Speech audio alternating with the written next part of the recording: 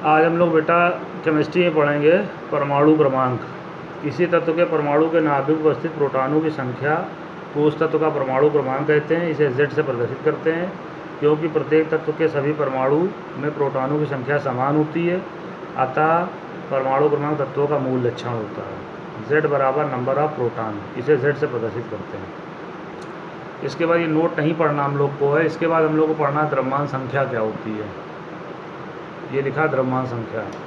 किसी परमाणु के नाभिक में उपस्थित प्रोटॉनों तथा न्यूट्रॉनों की संख्या के योग को उस परमाणु की द्रव्यमान संख्या कहते हैं। इसे A से प्रदर्शित करते हैं। A बराबर प्रोटॉनों की संख्या प्लस न्यूट्रॉनों की संख्या। अब हम लोग पढ़ेंगे रदरफोर्ड का परमाणु मॉडल। रदरफोर्ड ने अल्फा कण प्रकीर्णन प्रयोग के आधार पर परमाणु का नाभिकीय मॉडल प्रस्तुत किया। इस मॉडल के अनुसार परमाणु अतिसूक्ष्म गोलाकार विद्युत आसीन कण है जो दो भागों से मिलकर बना होता है। धनावेशित नाभिक के चारों का वो विशाल क्षेत्र जहाँ इलेक्ट्रॉन चक्कर लगाते रहते हैं। नंबर 2, परमाणु का कुल धनावेश और लगभग समस्त द्रव्यमान परमाणु केंद्र में स्थित होता है, जिसे परमाणु का नाभिक कहते हैं। इसकी त्रिज्या 10⁻13 से 10⁻12 सेंटीमीटर कोटि की होती है। इसकी त्रिज्या 10⁻13 से 10⁻12 सेंटीमीटर कोटि की होती है।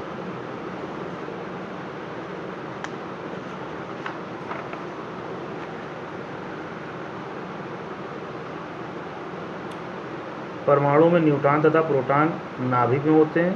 इलेक्ट्रॉन नाभिक के चारों विभिन्न कक्षाओं में चक्कर लगाते हैं। परमाणु में इलेक्ट्रॉनों की संख्या प्रोटॉनों की संख्या के बराबर होती है, इसी कारण परमाणु विद्युत उदासीन होता है।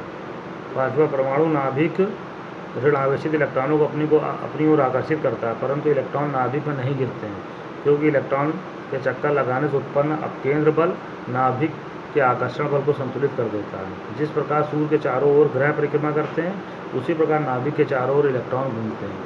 इसीलिए इस परमाणु मॉडल को सौर मंडल रूपी परमाणु मॉडल भी कहते हैं। हम लोग पढ़ेंगे रदरफोर्ड के परमाणु मॉडल के दोष।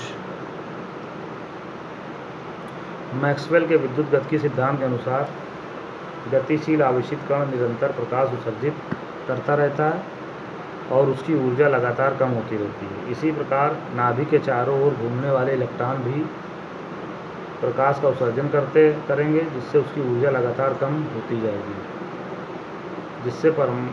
जिसके परिणाम स्वरूप इलेक्ट्रॉन कोश की त्रिज्या लगातार घटती जाएगी और इलेक्ट्रॉन नाभिक में गिर जाएगा, परंतु ऐसा संभव नहीं है। अतः रदरफोर्ड का परमाणु मॉडल परमाणु के स्थायित्व की व्याख्या करने में असफल रहा।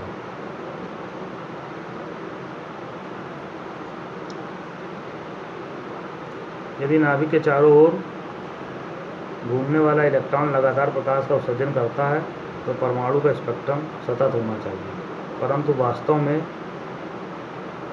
परमाणु का स्पेक्ट्रम रैखिक होता है। इसमें निश्चित आवृत्ति कई रेखाएं होती हैं। इस प्रकार रदरफोर्ड का परमाणु मॉडल परमाणु के रैखिक स्पेक्ट्रम की व्याख्या करने में असफल रहा। इसे नाभिक है, नाभिक के चारों इलेक्ट्रॉन चक्कर लगाता है और जब कोई आवेशित कण गतिमान अवस्था में होता है तो अपने अंदर से ऊर्जा को प्रकाश के रूप में उत्सर्जित करेगा। तो ये अपने अंदर से ऊर्जा को किस रूप में निकालेगा? प्रकाश के रूप में बाहर निकालता रहेगा, जिससे इसकी ऊर्जा में कमी आएगी और एक स्थिति ऐसी आएगी धीरे ऊर्जा में कमी आएगी तो धीरे धीरे इसकी कक्षा की त्रिज्या घटती जाएगी। एक स्थिति ऐसी आएगी इलेक्ट्रॉन नाभिक में गिर जाएगा और परमाणु का अस्तित्व समाप्त हो जाएगा, परंतु ऐसा संभव नहीं है। और जब अर्थात परमाणु के स्थायित्व की व्याख्या करने में रदरफोर्ड का परमाणु मॉडल असफल रहा और लगातार जब प्रकाश निकल रहा है तो इसका स्पेक्ट्रम सतत होना चाहिए, मगर स्पेक्ट्रम सतत न होकर रैखिक होता है। रैखिक स्पेक्ट्रम क्यों होता है, इसकी व्याख्या करने में भी रदरफोर्ड का परमाणु मॉडल असफल रहा। इस प्रकार से ये रदरफोर्ड के परमाणु मॉडल के दोष कंप्लीट हो गए। अब हम लोग को बोर का परमाणु मॉडल सोमरफेल्ड का नहीं पढ़ना है। हम लोग को नेक्स्ट वीडियो हम लोग पढ़ेंगे आधुनिक परमाणु मॉडल।